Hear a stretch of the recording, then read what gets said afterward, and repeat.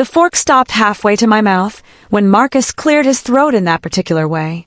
You know the one, the way that means someone's about to destroy your life and call it progress. We were sitting in Lumiere, the French restaurant where he'd proposed 7 years ago. Same corner table.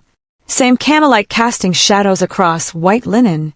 Same waiter who remembered our anniversary without being told. Everything was perfect, which should have been my first warning. So I've been thinking, Marcus said, not looking up from his perfectly seared scallops. The ones I'd spent an hour researching to make sure I ordered his favorite appetizer for him. Things need to change around here. I set down my fork carefully. 7 years of marriage had taught me to read the warning signs. The way he adjusted his collar before delivering bad news. The slight pause before speaking, like he was rehearsing lines. The laptop bag positioned, just within reach under the table. What kind of changes? My voice came out steadier than I felt. He finally looked at me, and I saw something I'd never seen before. Not anger. Not frustration. Cold calculation. Like he was running numbers in his head, and I was one of the variables that wasn't adding up. Well, I've been doing some thinking about our arrangement. He pulled the laptop from his bag with the careful precision of someone presenting evidence. And frankly, this setup isn't fair to me anymore. The laptop opened to reveal a spreadsheet, color-coded, multiple tabs, formulas in the cells. He'd spent hours on this. Days, maybe. What arrangement? I asked, though part of me already knew. The part that used to be a financial forensics analyst before I became Marcus's wife. Before I became the woman who organized his sock drawer and remembered his mother's birthday and planned dinner parties for his nonprofit colleagues. This whole situation where I work 60-hour weeks building my career while you... He gestured vaguely around the restaurant, at me, at the life we'd built together. Do whatever this is. The words hit like ice water. I'd left my job 7 years ago when we got married. His idea, actually. He'd been so romantic about it. A man should provide for his wife, he'd said, taking my hands across a table in this very restaurant. I want to take care of you. I want you to focus on building our home, our life together. Let me be the kind of husband who gives you that gift. I'd been hesitant. I loved my work. Loved the thrill of tracing money through complex financial systems, finding the patterns that revealed fraud. But he'd been so insistent, so convincing. And I'd loved him. So I'd said yes. Now he was looking at me like I was some kind of parasite. I've created a comprehensive analysis, he continued, rotating the laptop so I could see the screen. The spreadsheet had my name at the top, like a performance review. Like I was an employee being evaluated for termination. I've calculated all our monthly expenses. Mortgage, utilities, groceries, insurance, everything. From now on, we're splitting it 50-50. The screen showed our life reduced to numbers. Mortgage, $3,200. Utilities, $450. Groceries, $600. Insurance, $420. The list went on and on, each item meticulously calculated down to the cent. But I don't have a job, I said quietly. You asked me to quit, remember? He waved his hand dismissively, like my 7 years of unpaid labor was some minor detail he'd forgotten. That was then. This is now. Look, you're a smart woman. You can figure something out. I'm not running a charity here.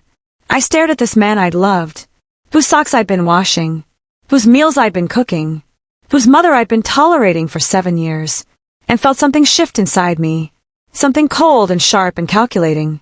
The part of me that used to analyze financial fraud was waking up. But here's the thing, Marcus continued, leaning forward like he was about to share insider information. It's not just about the money. It's about optics. I'm the executive director of New Horizons nonprofit now. We advocate for economic equality, for fair partnership, and people are starting to ask questions. Questions about what? About why my wife doesn't work. He said it like it was obvious, like I should have anticipated this problem. Donors are starting to notice. Board members. Last week, Richard Burton, you know, our biggest donor, he asked me at a conference why someone as smart as you isn't contributing to the mission. I didn't have a good answer. Richard Burton. The name meant something, though I couldn't quite place why. Something about the way Marcus said it. Too casual. Too careful. So let me understand this, I said, my voice taking on a tone I barely recognized. professional, analytical. The voice I used to use when I was interrogating financial records. You want me to pay half of everything. Starting when exactly? Starting next month. He smiled, clearly pleased with himself. Pleased with how reasonable he sounded. How progressive. I knew you'd be practical about this. You've always been so good at seeing the logical path forward. I looked at the spreadsheet again, noting every detail. The mortgage on the house I'd turned into a home. The utility bills for the electricity I used to iron his shirts at 6:30 every morning. The grocery money for the food I planned, bought, and prepared. The insurance that covered his health, his car, his life. 7 years of contributions that apparently calculated to zero in his analysis. Okay, I said. He blinked, clearly surprised by how easily I'd agreed. Okay. Yes. You're absolutely right. If we're going to be roommates instead of husband and wife, we should split everything equally. I smiled, and something in my expression must have registered because he shifted uncomfortably in his chair. That's great, honey. I'm glad you understand. But I could see it in his eyes. He'd expected a fight, maybe tears, definitely begging. Instead, he got agreement, and it was clearly unsettling him. I picked up my fork and took another bite of the dinner I'd researched and ordered for us. This is delicious, isn't it? I really chose well tonight. Yeah, it's good, he mumbled, suddenly focused intently on his plate. As I chewed, my mind was already working. If he wanted to play this game, I'd play it. But he just made one crucial mistake. He'd assumed I was the same woman who'd agreed to quit her job 7 years ago. He had no idea what he'd just unleashed. But what I didn't know yet, what I was about to discover, would make his spreadsheet look like child's play. Where are you watching from right now? Drop a comment and let me know, because what happens next is going to make you understand why location matters. Why being in the right place at the right time can change everything. The next morning, I woke up at my usual time, 6:30, but instead of padding to the kitchen to start the coffee and lay out Marcus's clothes for work like I had every morning for 7 years, I rolled over and went back to sleep. At 7:15, I heard his alarm go off. Then again at 7:25. By 7:30, I could hear him stumbling around the bedroom, clearly confused by the absence of his usual routine. Honey! His voice drifted from the kitchen, uncertain. Where's the coffee? I pulled my pillow over my head and smiled. Let the games begin. 20 minutes later, he was back in the bedroom, half-dressed and agitated. What's going on? There's no coffee, no breakfast, and I can't find my blue shirt anywhere. I stretched lazily and looked at him with innocent confusion. Good morning to you too. What's wrong? What's wrong? It's almost 8 o'clock and nothing's ready. Ready for what? I sat up, genuinely puzzled by his distress. For work. For my day. The coffee, the breakfast, my clothes. Oh, you mean your stuff? I tilted my head, channeling every ounce of sincerity I could manage. But sweetheart, remember what you said last night? We're splitting everything 50-50 now. That means we each handle our own responsibilities. His mouth opened and closed like a fish drowning in air. But you always make coffee. I make coffee for myself. You're welcome to make your own. I swung my legs out of bed and headed for my closet. Your blue shirt is in the laundry room, by the way. In the dirty clothes basket where you left it 3 days ago. But you always do the laundry. I do my laundry. Your clothes are your responsibility now. I pulled out a beautiful dress I hadn't worn in months. Something I used to save for special occasions that never came. This arrangement was your idea, remember? Equal partners, equal responsibilities. I could practically see the gears grinding in his head as he tried to process this new reality. He wanted a business arrangement. I was giving him exactly that. This is ridiculous, he muttered, stomping toward the laundry room. You're being petty. I'm being practical, I called after him. Just like you said I was. While he crashed around looking for clean clothes, I made myself a single cup of coffee in my favorite mug. The one he usually grabbed because it was bigger. I scrambled 1 egg. Toasted 1 slice of bread, sat down to eat in peaceful silence.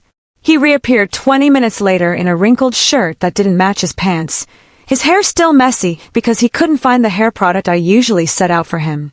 You look nice, I said pleasantly. Very authentic. He grabbed his keys with unnecessary force. This is insane. I'm going to be late for work. Traffic's pretty bad around this time, I agreed. You might want to leave a few minutes earlier tomorrow. As he rushed toward the door, I called out, "Oh, and don't forget to pick up milk on your way home." "We're out." "Pick up milk? That's your job." I looked at him with genuine surprise. "My job? I thought I didn't have a job. Remember? Besides, you drink milk too. If you want it in the house, you'll need to contribute to making that happen." The look on his face was priceless, like he was finally understanding what 50-50 actually meant. After he left, slamming the door hard enough to rattle the windows, I sat back down with my coffee and pulled out my phone. Time to do some research. I started with my old LinkedIn profile. Dormant for 7 years, but still there. 1,200 connections from my previous life. Before I became Marcus's wife. Before I became the woman who made coffee and ironed shirts and pretended she didn't have a brain. Then I opened a new document and began making lists. My skills. My contacts. My options. At the bottom of the page I wrote, Day 1 of Independence. But I had no idea that independence was about to reveal something far darker than a spreadsheet. Something that would make his casual cruelty look like a symptom of a much bigger disease. The house felt different without the weight of his expectations. Lighter somehow. For the first time in years, I wasn't rushing to complete his to-do list before he got home. Instead, I was making my own. I spent the morning updating my resume. It was harder than I expected. How do you explain a 7-year gap? How do you say, I was maintaining a household and a marriage that turned out to be a lie in professional terms? I settled for independent household management and financial planning. It was technically true. By noon, I'd applied to 3 positions, all in the nonprofit sector, all at organizations that competed with Marcus's. If he wanted me working, I'd work. But I'd do it in a way that would make him profoundly uncomfortable. The call came faster than I expected. Is this really the woman who used to run circles around all of us in Professor Martinez's financial forensics class? The voice was familiar, warm, filled with the kind of confidence I'd forgotten I used to possess. This is she, I said cautiously. It's David Chun. We worked together on that impossible capstone project senior year. The one where we had to track money laundering through nonprofit organizations. The memory hit me like a wave. Late nights in the computer lab. Whiteboards covered with money flow diagrams. The thrill of solving impossible puzzles with nothing but data and determination. I'd love that version of myself. David, how did you get this number? I have my ways. Actually, I've been looking for someone with your specific skill set for months. I'm the director at Community Forward Alliance now, and I've got a problem that has your name written all over it. Community Forward Alliance, Marcus's biggest competitor in the nonprofit space. I haven't worked in 7 years, I said automatically.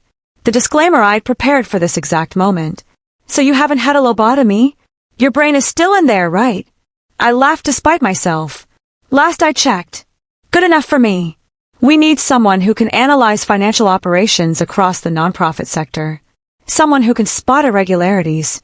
Someone who understands how money moves and where it hides. He paused. Sound familiar? It did. It sounded exactly like the person I used to be. David, I appreciate the thought, but I'm not exactly interview ready.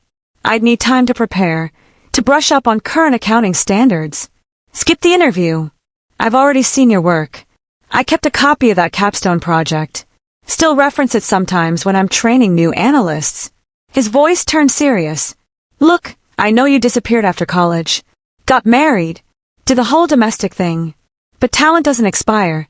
If anything, 7 years of life experience probably made you sharper. We talked for 45 minutes. About the sector. About the work.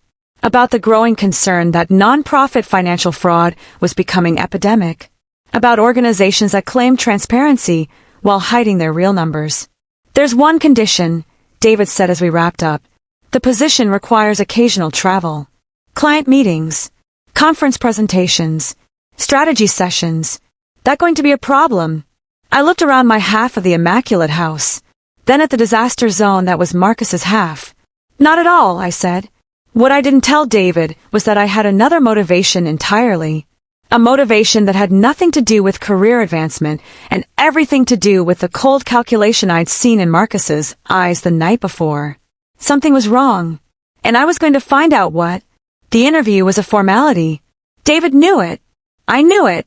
But I showed up in my best suit anyway, carrying a leather portfolio I'd forgotten I owned, and walked into that conference room like I'd never left the professional world. The other panel members asked standard questions. I gave standard answers. But David's questions were different. What would you do if you discovered a nonprofit was misrepresenting its program expenditures? Document everything. Create an audit trail. Verify the discrepancies across multiple data sources. Then report to the appropriate oversight bodies. And if that nonprofit was run by someone you knew personally? I looked him straight in the eye.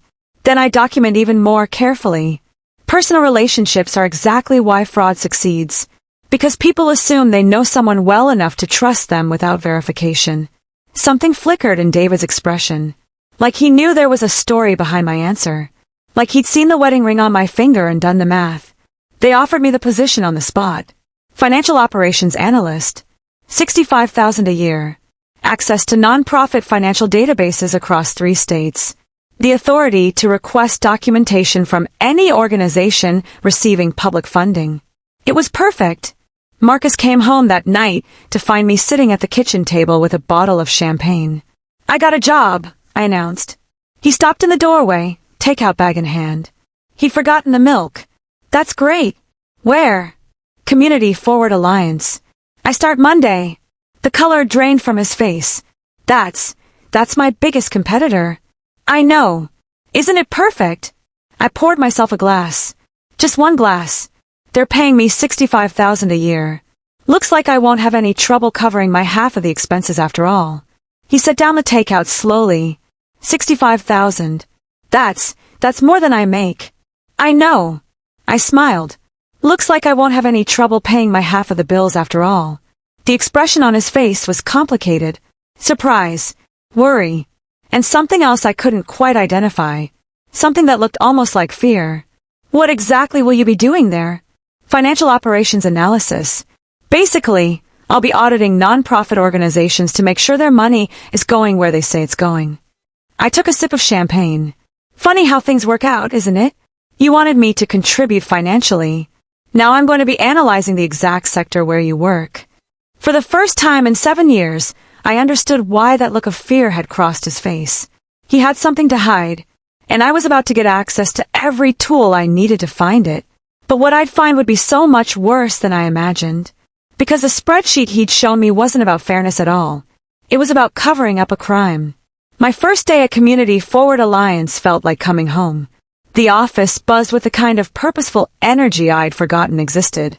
People actually cared about their work. Cared about results. Cared about making sure donor money reached the communities it was meant to serve. David met me in the lobby with a security badge and a smile. Ready to save the nonprofit sector from itself. Ready to try. He walked me to my office, an actual office with a door and a window and a desk that was mine alone. On the desk sat a laptop, 2 monitors, and a stack of orientation materials. Your first project is a sector-wide analysis, David explained. We want to map out the competitive landscape, see who's actually doing the work versus who's just performing it. Grant makers are getting nervous about efficiency ratios, and they want independent verification before they commit to multi-year funding. He pulled up a list on the screen. 20 nonprofit organizations, all operating in our region, all claiming to serve similar populations. New Horizons nonprofit was 3rd on the list. You'll have access to their 990 forms, their annual reports, their donor databases, David continued. Everything that's public record. If you need access to anything that's not public, let me know and I'll get you authorization. I stared at the screen. At Marcus's organization. At the opportunity I'd just been handed. Is there a problem with including New Horizons? David asked carefully. I know your husband works there. If that's a conflict of interest. It's not, I said quickly. Too quickly. I can be objective. He studied my face for a moment. Okay, but if that changes, you tell me immediately. We don't compromise on ethics here. Ever. Understood. After he left, I sat alone in my new office and pulled up New Horizons nonprofit's public filings. Just a quick look, just to understand the baseline. Revenue last year, $3.2 million. Expenses, $3.1 million. A healthy margin for a nonprofit. But something nagged at me. Something about the revenue breakdown. I opened the donor list. Most contributions were small. Hundreds of individual donations, ranging from $25 to $500. Standard for a nonprofit building grassroots support. But then I saw it. Anonymous donor, $2,300,000. One donation. One source. 70% of their total revenue. I sat back in my chair, my forensic instincts screaming. No legitimate donor gives that kind of money anonymously. Anonymous donations are for people avoiding taxes or hiding the source of their wealth. Anonymous donations are for people who have something to lose if their giving becomes public. I ran a quick analysis. Over the past 3 years, that same anonymous donor had given New Horizons a total of $6.9 million. Marcus's nonprofit wouldn't exist without this money. The anonymous donor wasn't supporting the mission. They were funding the entire operation. But why? I spent the rest of the day setting up my workstation and attending orientation meetings. But my mind kept circling back to that number. $2.3 million from someone who wanted to remain hidden. When I got home that evening, Marcus was already there. He'd actually picked up milk. Progress, apparently. How was your first day? He asked, too casually. Interesting. Really interesting. I set down my bag and headed to the kitchen. I'm doing a competitive analysis of the nonprofit sector. Your organization is on the list. He went very still. What kind of analysis? Financial efficiency, donor patterns, program outcomes. I pulled out ingredients for dinner. Just for myself. Standard stuff. Making sure organizations are using their funding appropriately. And you're going to be analyzing New Horizons. Among others. I started chopping vegetables with more force than necessary. Is that a problem? No, of course not. We have nothing to hide. But his voice was tight, defensive. I turned to look at him, really look at him, and saw something I'd seen before. The night he presented his spreadsheet, that cold calculation, that careful measuring of variables. Marcus, can I ask you something? Sure. Who's your biggest donor? He blinked. We have a lot of donors. I mean your largest single contributor. The one giving you millions. The silence stretched between us, long enough that I knew the answer was going to be a lie before he even spoke. Richard Burton. He's on our board, very passionate about economic equality. Richard Burton. The name he'd mentioned at dinner. The man whose opinion apparently mattered enough to change the terms of our entire marriage. And he gives anonymously. Sometimes. For tax purposes. I nodded slowly. Filed that lie away for later examination. Must be nice, having someone who believes in the mission that much. It is. I turned back to my vegetables. I'm looking forward to meeting him someday. What I didn't tell Marcus was that I'd already found Richard Burton's personal financial information in our public database. Found his business holdings, his net worth, his family structure, and I'd found something very interesting. Richard Burton had an adult daughter, 28 years old, recently divorced, who worked as the executive assistant at New Horizons nonprofit, who worked directly for my husband. That night, after Marcus fell asleep, I opened my laptop in the bathroom and started digging. Vanessa Burton, bachelor's degree in nonprofit management, hired at New Horizons 3 years ago. The same year the anonymous donation started. Her social media was public, Instagram full of inspirational quotes and photos from nonprofit events. Lots of photos from nonprofit events. Lots of photos featuring Marcus. At galas. At conferences. At casual team dinners. Always standing just a little too close. Always with his hand on her shoulder, or her back, or her arm. I counted. 47 photos over 3 years. 47 moments she thought were worth documenting publicly. And in every single one, she looked at him the same way. The way I used to look at him. Before I knew better. I checked the dates. The first photo was from 3 years ago. A fundraising gala. Vanessa in a black dress, Marcus in a tuxedo. Her father, Richard Burton, accepting an award for his philanthropic contributions. The caption read, "So grateful to work for an organization that truly lives its values, and to have a boss who inspires me every day." The next photo was 2 weeks later. A team meeting. Vanessa and Marcus leaning over a laptop together. His hand on her shoulder. Caption: late nights building something beautiful. I felt my stomach turn. Not with jealousy. With recognition. Because I knew exactly what this pattern meant. Marcus wasn't just taking Richard Burton's money. He was sleeping with Richard Burton's daughter.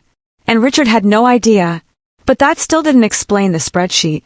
Didn't explain why Marcus suddenly needed me earning money. Didn't explain the urgency in his voice when he demanded I get a job. I needed more information. The next morning, I arrived at work early. Before David. Before anyone else. I logged into the nonprofit database and started pulling records. New Horizons nonprofits, 990 forms for the past 3 years. Line by line. Number by number. Revenue. Consistent with what I'd seen. The anonymous donations from Richard Burton represented the majority of their funding. But the expense side was where things got interesting. Program expenses, claimed at $1.8 million annually. That should mean $1.8 million going directly to services. To the literacy programs they claimed to run. To the community centers they claimed to support. But when I drilled down into the actual expenditures, the numbers didn't match. Salaries and wages, $400,000. Reasonable for a staff of 12. Facility costs, $200,000. High but possible. Program supplies and materials, $300,000. Also reasonable. But then I found a line item that made me stop breathing. Consulting and professional services, $1.1 million. $1.1 million in consulting fees. For a nonprofit with 12 employees. Consulting fees that represented 60% of their claimed program expenses. I pulled up the IRS guidelines. Consulting fees are supposed to be for specific, documented professional services. Legal advice. Accounting. Technology implementation. Each contract should be itemized. Each payment justified. I searched for the documentation. For the contracts that should explain who was being paid and why.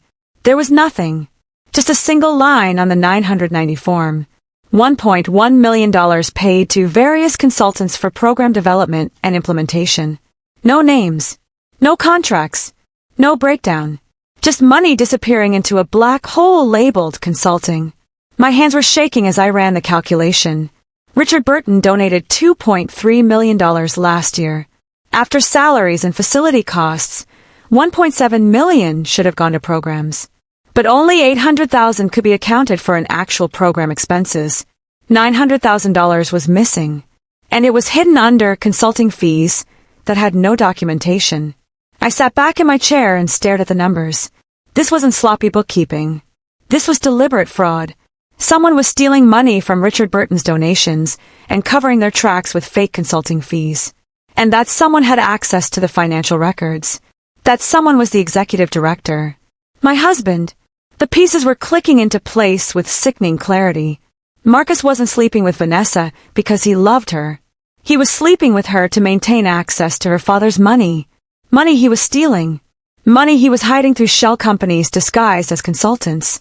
And the spreadsheet, the sudden demand that I get a job and start paying half of everything. He needed me earning a legitimate income. Needed our household to have 2 incomes on record. Because when the auditors came, and they would come eventually, he needed to be able to explain our lifestyle. He needed to be able to show that our $300,000 house and our luxury cars and our expensive vacations were funded by our combined salaries. Not by stolen money. I wasn't his wife. I was his alibi. And I'd almost agreed to become his accomplice. The office door opened. David stuck his head in, coffee in hand. "You're here early. Everything okay?" I looked at him. At this person who'd given me a job and a chance and access to the exact information I needed. And I made a decision. David, hypothetically, if I found evidence of financial fraud at one of the organizations we're analyzing, what would the protocol be? His expression went serious immediately. Document everything. Create an audit trail. Verify the discrepancies across multiple sources. Report to me first, then to our board, then to the appropriate authorities. He paused. "We're talking about New Horizons, aren't it? Hypothetically. And your husband is the executive director." He came fully into the office and closed the door behind him. Listen to me very carefully. If what you're saying is true, this is serious. We're talking about criminal fraud, federal charges, prison time. I know. And you understand that if you report this, it will destroy your husband's career. Possibly his freedom. Definitely your marriage. I looked at the spreadsheet on my screen, at the missing $900,000, at the communities that should have been served, at the literacy programs that should have been funded, at the families who'd been promised help that never came because someone decided their need was less important than his greed. My marriage was already destroyed, I said quietly. I just didn't know it yet. David studied my face for a long moment. What do you need? Access to shell company registrations, cross-reference capabilities with financial databases, and time. How much time? 2 weeks. Maybe 3. I need to build an ironclad case, because I'm only going to get one shot at this. He nodded slowly. You'll have everything you need, but there's one condition. What? When this goes public, and it will go public, you need to be prepared for the fallout, the media attention, the scrutiny. Your name is going to be everywhere. People will call you a hero, or a villain, or a bitter wife seeking revenge. You need to be ready for that. I thought about 7 years of making myself smaller. 7 years of accepting crumbs and calling it love. 7 years of believing I was lucky to be chosen by a man who was using me as a prop in his fraud scheme. I'm ready, I said. What I didn't tell David was that I had another plan. A plan that would expose Marcus, not in some quiet boardroom or sterile IRS office, but in front of everyone who mattered. In front of Richard Burton and his daughter and every donor who'd believed in the mission. In front of the community that had been betrayed. I was going to burn his world down, and I was going to do it in a way he'd never see coming. But first, I needed evidence. Real evidence. The kind that couldn't be explained away or dismissed as a misunderstanding. The kind of evidence that only existed in one place. His personal files. That night, I came home to find Marcus in an unusually good mood. He'd actually cooked dinner. Well, he'd ordered Thai food and put it on real plates. Progress. I've been thinking, he said as we sat down to eat. Maybe I was too harsh about the whole bill-splitting thing. We're a team, right? We should act like it. I looked at him carefully, at the smile that didn't quite reach his eyes, at the way he was watching me, measuring my reaction. What changed your mind? I've been stressed about work, about the pressure to perform, to show results. He reached across the table and took my hand. I took it out on you and that wasn't fair. You've always supported me. I should acknowledge that. It was a good performance. Almost convincing. If I didn't know what I knew, I might have believed it. That's very understanding of you, I said carefully. So what do you say we forget about the spreadsheet? Go back to how things were. And there it was. The real reason for this sudden change of heart. He'd heard I was analyzing nonprofits, including his. He was trying to get me to quit my job, trying to get me back into the kitchen where I couldn't access financial records or ask uncomfortable questions. I appreciate the sentiment, I said slowly, but I actually really like my job. I forgot how much I enjoyed financial analysis. The puzzle of it all. His smile tightened. Of course. I just meant we don't need to be so rigid about splitting everything. We can be more flexible. That's sweet. But honestly, I'm happy to pay my share now that I'm working. It feels good to contribute. I watched his jaw clench. Watched him realize that his attempt to manipulate me back into compliance wasn't working. Well, that's great then, he said, pulling his hand back. I'm glad you're happy. We ate in silence for a few minutes. Then he cleared his throat. So what exactly are you analyzing at work? You mentioned New Horizons was on the list. Just standard efficiency metrics. Revenue versus program expenses. Administrative overhead. Donor retention. I kept my voice casual. Bored even. Nothing too exciting. And have you found anything concerning? I looked up at him. At the careful neutrality in his expression. At the tension in his shoulders. Not yet. But I've only just started. David wants a comprehensive analysis, so it'll take a few weeks to really dig into everything. David! My boss. David Chun. We actually went to college together. Something flickered across Marcus's face. You never mentioned him before. You never asked about my college friends. We lost touch when I quit working. I stood and started clearing dishes. Just my dishes. Why? Is that a problem? No, of course not. I'm surprised you're working so closely with someone from your past. The jealousy was almost funny.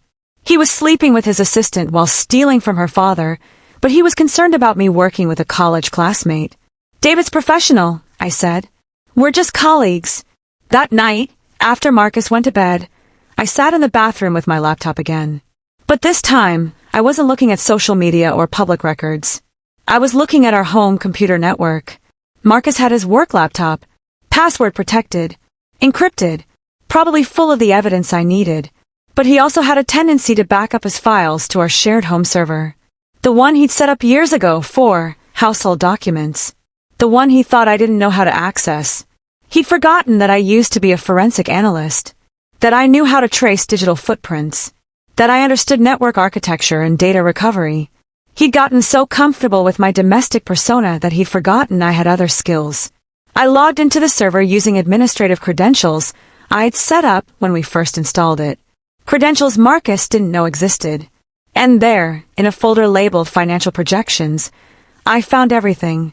3 years of documents, spreadsheets tracking the money, emails coordinating the transfers, contracts with shell companies that didn't actually exist, and notes, detailed notes in Marcus's handwriting. Total extracted, 1.4 million. RB remains unaware. VB believes funds are for program expansion. Continue pattern until audit risk escalates. Exit strategy, divorce, blame administrative mismanagement on spouse, relocate to Costa Rica property. I read that last line 3 times. Exit strategy, divorce, blame me. He'd been planning to frame me as the embezzler. To use our joint accounts and my name on documents I'd never seen as evidence that I was the one stealing. And then he was going to disappear to Costa Rica, to a property I'd never heard of. With Vanessa, I scrolled through more documents, found the property deed, a beachfront condo in Costa Rica, purchased 8 months ago, registered to a shell company, co-owners listed, Marcus Hayes and Vanessa Burton. They'd been planning this for months, maybe years. The spreadsheet, the demand that I get a job, the sudden need for me to pay half of everything. It was all set up, all preparation for the moment when he'd need to explain our lifestyle to investigators, when he'd need to show that we had legitimate income, when he'd need to make me look guilty. I wasn't his wife. I was his scapegoat. I copied everything, every document, every email, every note, backed it up to 3 different secure locations, and then I started planning. If Marcus wanted to play games, I'd play, but I'd play to win. The next 2 weeks, I became a woman on a mission. At work, I built my case with methodical precision. At home, I played the oblivious wife. I documented everything. The money trail from Richard Burton to New Horizons to shell companies registered to Marcus's email. The consulting fees that had no corresponding contracts. The program expenses that didn't match actual program delivery. I traced the shell companies. 3 different entities, all registered to variations of Marcus's name. All using addresses that were just UPS stores or virtual offices. I found the bank accounts. Money flowing in from New Horizons, then flowing out to pay for a beach condo, luxury car leases, and direct transfers to Vanessa's personal account. Marcus wasn't just embezzling from the nonprofit. He was using stolen money to fund his mistress's lifestyle while she helped him steal from her own father. The audacity was breathtaking. At home, I kept up appearances. Made small talk. Pretended I didn't notice when he stayed late at board meetings. Smiled when he mentioned how stressed he was about the upcoming annual gala, the gala, New Horizons' biggest event of the year, where Richard Burton would be honored for his philanthropic contributions, where donors would gather to celebrate the mission, where Marcus would give a speech about transparency and accountability. Perfect. I'd like to come to the gala, I mentioned casually one evening. Support you publicly. Show what a team we are. He looked up from his laptop, surprised. Really? You usually hate those events. I know, but things are different now. I'm working in the sector. It would be good for networking. I smiled. Plus, I'd like to meet Richard Burton. He sounds like an impressive person. Marcus's jaw tightened almost imperceptibly. Of course. I'll get you a ticket. Thank you, honey. I kissed his cheek, tasted his cologne, the expensive kind he claimed he couldn't afford on his nonprofit salary. I'm looking forward to it. What he didn't know was that I'd already arranged everything. The AV company handling the gala was the same one that did events for Community Forward Alliance. I'd met their tech during a conference. I'm surprising my husband with a donation announcement, I told him. Can you set me up with wireless presenter access? I want to coordinate with Richard Burton's speech. He'd agreed enthusiastically. Thought it was romantic. He had no idea he was helping me commit professional homicide. The day before the gala, I compiled everything into a presentation. 47 slides, each one a nail in Marcus's coffin. Slide 1. A thank you to Richard Burton for his generosity. Slides 2 through 10, the money trail. Donations in. Payments out. The gap between what was given and what was spent. Slides 11 through 20, the shell companies. Their registration details. Their bank accounts. Their connection to Marcus. Slides 21 through 30, the beach condo. The luxury cars. The transfers to Vanessa's account. All purchased with Richard's donations. Slides 31 through 40, Vanessa's Instagram photos. Marcus and Vanessa together. Too close. Too familiar. Too obvious. Slides 41 through 46, Marcus's own documents. His notes about the scheme. His exit strategy. His plan to frame me and disappear to Costa Rica. Slide 47, a simple question. Where did the money go? I practiced the presentation a dozen times. Timed it perfectly. Knew exactly when to pause for impact. Knew exactly how to destroy a man in front of 300 people. The night of the gala, I dressed carefully. Red dress. The color of blood and victory. Expensive but not ostentatious. Professional but powerful. Marcus watched me get ready with an expression I couldn't quite read. You look beautiful, he said. I've never seen you wear that dress before. I've never had a reason to. I fastened my earrings. Tonight feels special. We arrived separately. He went early to coordinate with staff. I came fashionably late, making an entrance. The venue was stunning. Crystal chandeliers, marble floors, 300 people in designer gowns and rented tuxedos, all celebrating generosity while standing in a room paid for by theft. Marcus found me immediately. You made it. Wouldn't miss it. I kissed his cheek, felt him tense under my touch. Where's Richard? I'd love to meet him. He's networking. I'll introduce you later. But I'd already spotted him. Silver-haired, distinguished, surrounded by admirers. And next to him, looking uncomfortable in a black cocktail dress, was Vanessa. She was prettier in person, younger than her photos suggested. And when she looked at Marcus across the room, her expression was pure adoration. She had no idea she was as much a pawn as I had been. I positioned myself at the front of the room.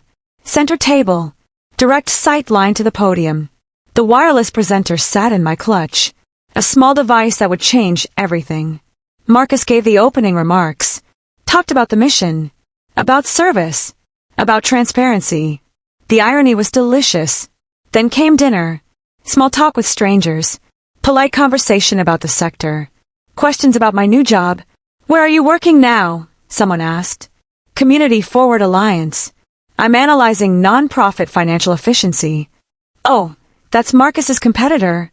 Does that create tension at home? I smiled. Not at all.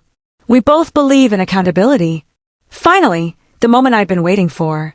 The MC approached the podium. And now we're honored to recognize the man whose generosity has made our work possible. Please welcome Richard Burton to accept this year's Philanthropist of the Year award. Applause erupted. Richard approached the podium, humble and gracious. He talked about his commitment to education, to economic equality, to building communities where everyone had opportunities. I'm proud to support New Horizons because they embody these values, he said. Because they've shown me that real change is possible when organizations operate with integrity and transparency. The irony was almost too much. I waited. Let him finish. Let the applause die down. Then I stood. 300 faces turned toward me. Mr. Burton, I said clearly. Before you continue, I have a question about your donations. The room went silent. Marcus's face drained of color. I'm sorry, who are you? Richard asked, confused but not hostile. I'm Marcus's wife. I'm also a financial analyst specializing in nonprofit fraud. And I need to ask you something. I pulled out the wireless presenter, activated it. The projection screen descended behind Richard. My first slide appeared. You've donated $2.3 million to New Horizons over the past 3 years. Can you tell this room how much of that money actually reached the communities you intended to serve? Richard looked confused. All of it. That's the point of nonprofit donations. Let me show you where it actually went. I clicked through the slides. Methodically. Calmly. Each one a revelation. The money trail. The shell companies. The beach condo. The luxury cars. The consulting fees with no contracts. The program expenses with no programs. The gap between what Richard gave and what communities received. $900,000, missing from last year alone. $1.4 million total over 3 years. The room was vacuum silent. The kind of silence where you can hear 300 people stop breathing at once. Marcus stood up. This is inappropriate.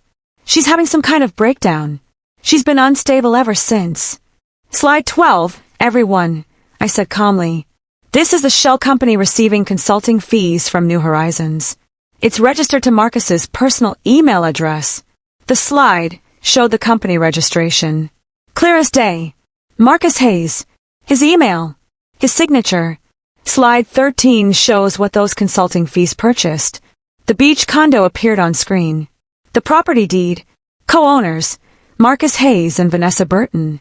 Vanessa gasped. Loud enough for everyone to hear. Richard's head snapped toward his daughter. Then toward Marcus. Daddy, I didn't know, Vanessa started. The next slides show the money trail, I continued. From Richard's donations to New Horizons. From New Horizons to fake consulting companies.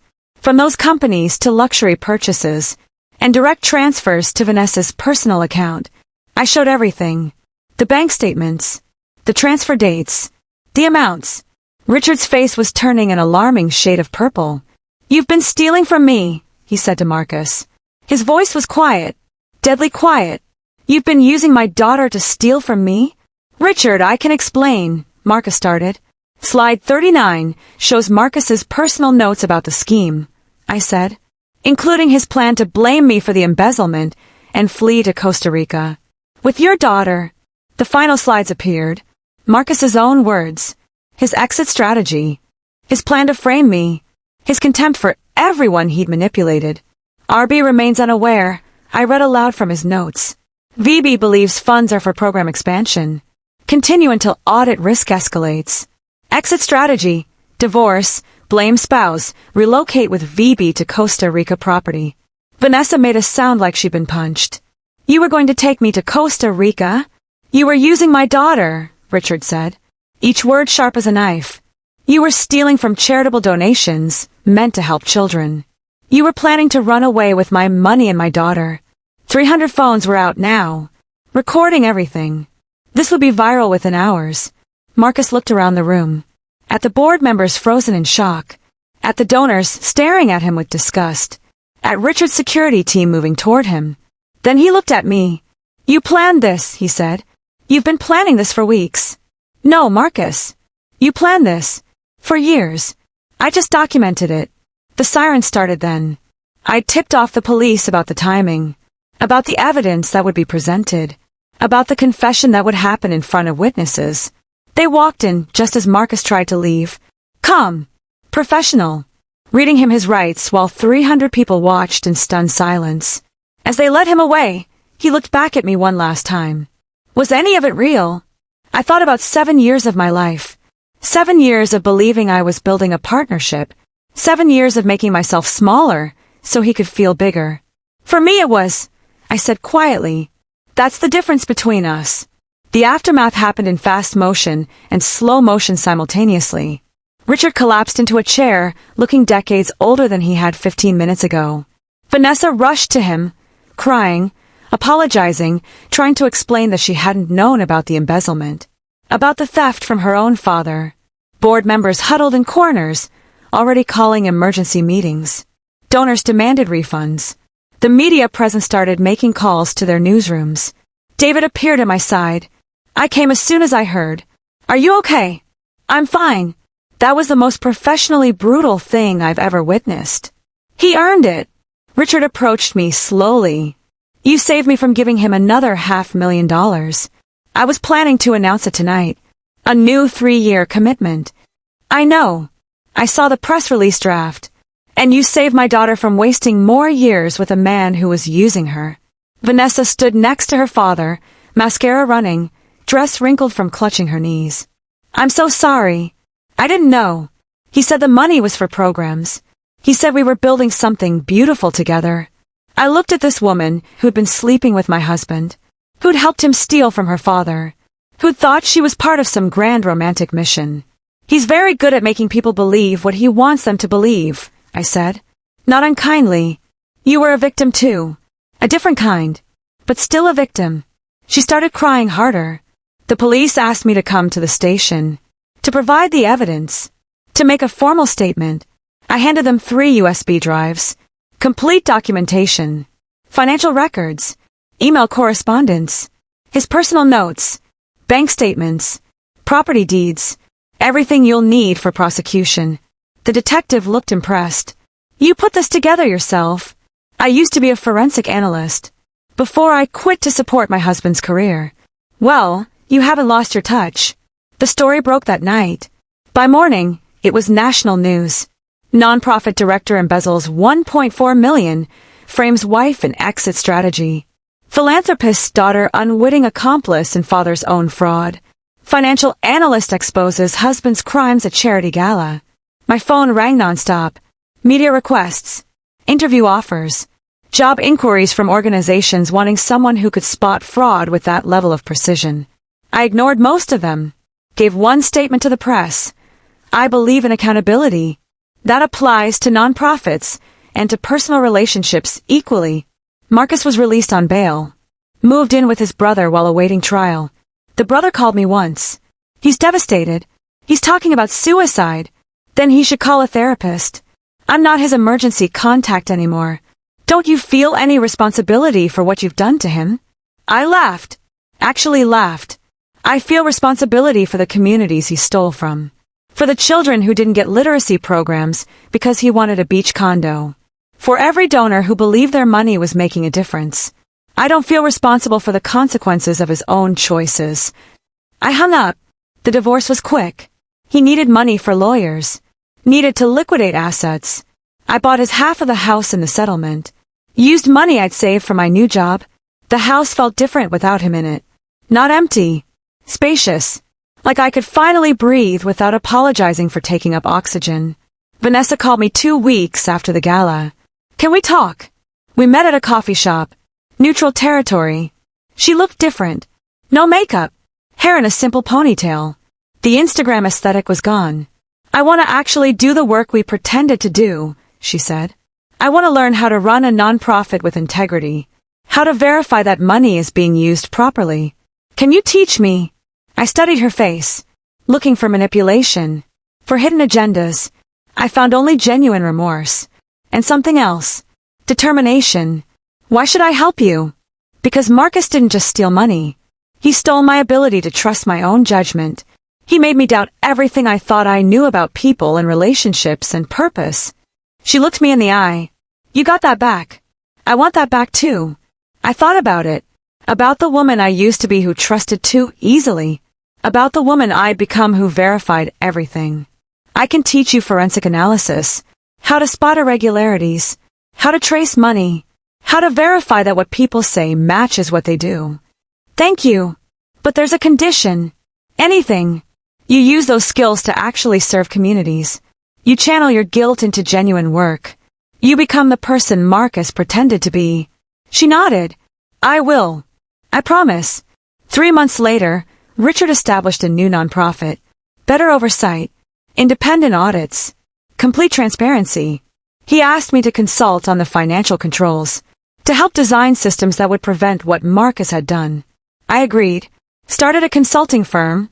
Transparent Impact Auditing. Vanessa became the program director. Learned everything I could teach her about financial verification. About institutional accountability. About the difference between appearing to do good and actually doing it. We'd never be friends. But we could be allies in building something better from the rubble Marcus left behind. The trial happened 6 months after the gala. Marcus pled guilty to avoid a longer sentence. Got 6 years federal prison for nonprofit fraud, wire fraud, and money laundering. The judge asked if he had anything to say before sentencing. He apologized to Richard, to Vanessa, to the community, to the donors. Never to me. I wasn't surprised. After the sentencing, Marcus's mother visited me. The first time we'd spoken since the gala. "I'm ashamed of my son," she said simply. "I raised him better than this." "Did you?" I asked, not unkindly, because this level of entitlement doesn't develop overnight. She flinched. "You're right. I made excuses for him his whole life. Blamed his problems on everyone else. Teachers who didn't understand him. Girlfriends who didn't appreciate him. Jobs that didn't recognize his potential. You never held him accountable." "No, I didn't." She pulled out a checkbook. "I'm selling the condo he bought in my name. I want to donate the proceeds to literacy programs. Actually help the communities he pretended to serve." "That's good. And I want to apologize to you for every time I made you feel like you weren't enough. Like you should be grateful he chose you. You were always enough. He was never worthy of you." It was the apology I'd needed 7 years ago. It felt good to receive it, but I didn't need it anymore to know my own worth. "Thank you," I said. "That means something." 6 months after his sentencing, I got a letter from Marcus, forwarded by his lawyer. I held it for a long time, unopened, considering whether I wanted to know what he had to say. Finally, I threw it away. Whatever words he'd written, whatever justifications or apologies or pleas for understanding, I didn't need to read them. Because the truth was simple. He'd made choices. Every day for years, he'd chosen to lie, to steal, to manipulate, to use people who loved him as props in his fraud scheme. And I'd made choices too. I'd chosen to document the truth, to demand accountability, to refuse to be anyone's scapegoat or alibi. His choices led him to prison. Mine led me to freedom. That was all I needed to know. My consulting firm grew faster than I expected. Apparently, a woman who'd brought down her own husband was exactly who other nonprofits wanted auditing their books. 47 client inquiries in the first month. I hired 3 analysts, then 6, then 12. We specialized in nonprofit financial transparency, helping organizations build systems that prevented fraud, teaching them how to verify that their money reached the people they claimed to serve. It felt good, better than good. It felt like purpose. 1 year after the gala, I gave a keynote speech at the National Nonprofit Conference. "How did you find the courage to expose your own husband?" someone asked during Q&A. "It wasn't courage," I said. "It was data analysis. The numbers don't lie, even when the people presenting them do. And once I saw the truth in the data, I had a choice. Protect a person or protect a principle. I chose the principle." The applause was thunderous. After the speech, a foundation director approached me. "We want to require transparent impact audits for all our grantees. Can you handle volume like that?" "Absolutely." My phone buzzed. Text from Vanessa. "Annual audit complete. Clean report. Every dollar accounted for. Thanks for teaching me how to do this right." I texted back. "Thanks for being willing to learn." That night, I sat in my remodeled kitchen. The one I'd gutted and redesigned exactly how I wanted it. No compromise. No negotiation. Just my vision brought to life. Morning sunlight would come through new windows I'd installed. Would illuminate countertops I'd chosen. Would warm floors I'd selected. Every choice was mine. I made coffee in a mug I'd bought. Sat in a chair I'd selected. Looked at artwork I'd hung on walls I'd painted. The silence wasn't empty. It was full of possibility. Someone asked me recently if I'd ever marry again. "Maybe," I said. "If I find someone who sees partnership as addition instead of subtraction. Someone who makes me more myself instead of requiring me to be less." Do you think that exists? I know it does, because I've seen the alternative, and I'll never settle for less than what I deserve again. I thought about Marcus sometimes. Wondered if prison had changed him. If he understood yet what he'd lost. But mostly, I didn't think about him at all. Because here's what I'd learned. The opposite of love isn't hate. It's indifference. And I was completely, peacefully, powerfully indifferent to Marcus Hayes and his opinion of me. 7 years I'd given him. 7 years of making myself smaller. Of accepting crumbs. Of believing I was lucky to be chosen. Now I had 20 years ahead of me.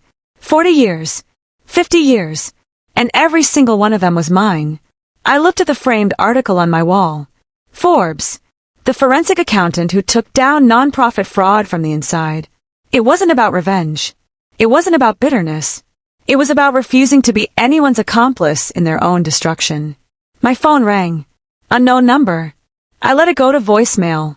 Probably a potential client. Probably someone who'd heard about the woman who brought down a nonprofit fraud ring wearing a red dress and carrying evidence. I'd call them back tomorrow. Tonight was mine. Every night was mine now. And I was never, ever giving that away again. I poured myself a glass of wine, picked up a book I'd been wanting to read, settled into my favorite chair in my quiet house. No one to interrupt me. No one to criticize my choices. No one to make me feel small for taking up space. Just me. Complete. Whole. Enough. Exactly as I'd always been. If this story reminded you that sometimes the best revenge is just refusing to be anyone's accomplice, I want to hear from you. Comment below and tell me, have you ever discovered you were being used in someone else's scheme? What did you do about it? How did you reclaim your power? Because that's what this was really about. Not punishing Marcus. Not seeking revenge.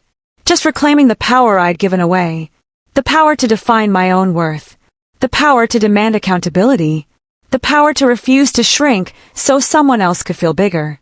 That power was always mine. I just had to remember how to use it. And now, I'll never forget again.